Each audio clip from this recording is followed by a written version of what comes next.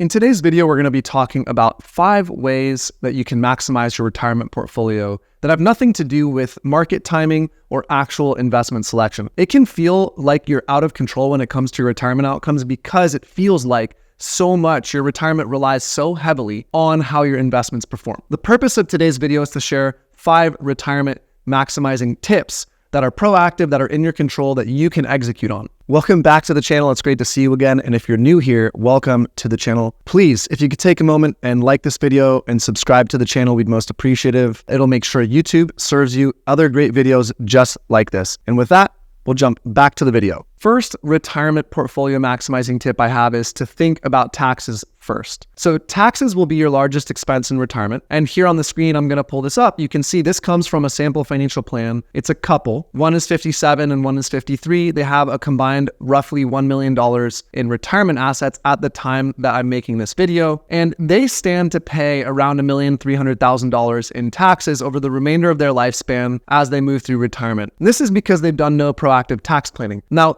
on the screen, you can also see that with some tax planning strategies, they can reduce that tax burden by almost half. The point of showing this isn't to show the magnitude or to set any expectation on your behalf that you could achieve the same result. It's simply to show the idea that taxes will be the largest expense you'll have in retirement. Nothing else will come close to how much you'll spend on taxes. The thing here is that taxes have nothing to do with what you invest in, and it is something you can control. Now, you have 3 ways to manage taxes in retirement. I'm not going to make this a tax-only video, but the 3 ways to manage taxes in retirement are, if you have runway before retirement, you can start by thinking more proactively about how you're contributing savings dollars into what type of taxable bucket. Is it taxable, tax-deferred, or Roth? The second method you can use is conversions. You can convert money from less favorable tax buckets to more favorable tax buckets. And then the third method is at the distribution level, which is you can take distributions from more tax favorable accounts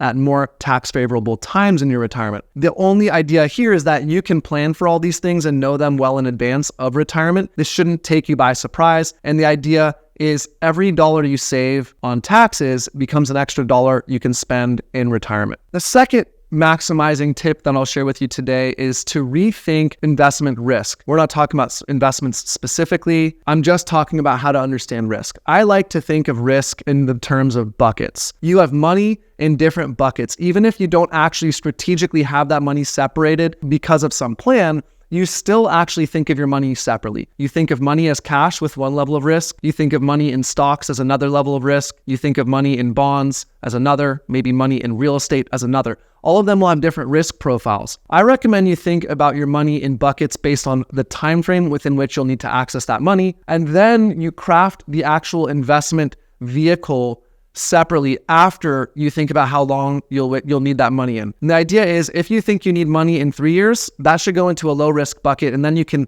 make a list of all the low risk investments. We're not even talking about these specific investments, but maybe the category, cash, bonds, high yield savings accounts, that could be a low risk bucket. Then you can make your own investment mix within that bucket. You should be thinking about all your retirement money split up between buckets, because later when we get to tip 5 in this video, you're going to understand how it can be helpful to even separate it, stratify it even more from there. But I recommend thinking about your retirement money in buckets rather than as one large amorphous blob. The third retirement portfolio maximizing tip is rethink your investment selection.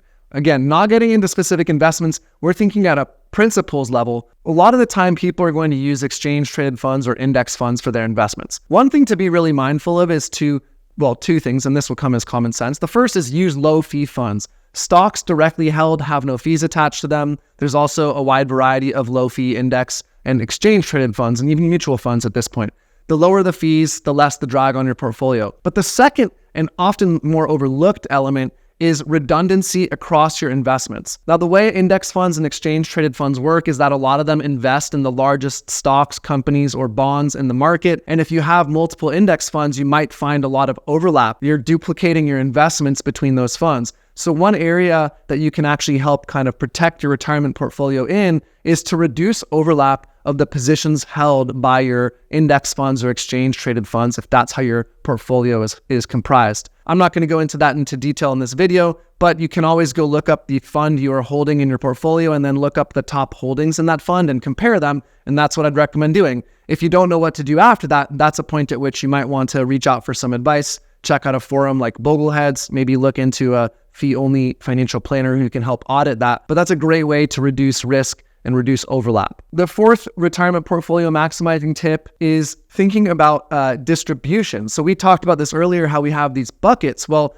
at the point at which you start taking money out, you're going to think about taking money out of different buckets at different times. If you haven't planned any of this, you might have all your money, let's say, in just a 401k. That's not going to give you a lot of account level distribution kind of tools. You're only going to have one type of taxable bucket with one set of investments in it, and that doesn't give you a whole lot of agility or nimbleness. But if you can start attending to the tip I gave at the beginning about thinking about different buckets and taxable buckets, now at the distribution side, you have the ability to start distributing in more proactive ways. For instance, let's say you retire and your income goes down and all you're doing is taking income from retirement assets. Maybe you haven't started Social Security yet. Well, you might qualify for the 0% capital gains tax rate on taxable brokerage accounts. If you had money in taxable brokerage accounts, you might take that money out tax-free. If you didn't know to plan for that, you might not actually be able to take advantage of that opportunity because you have no money in taxable brokerage accounts, even though you're going to be in this phase between claiming Social Security and having retired. So you can see that this is a powerful element as well.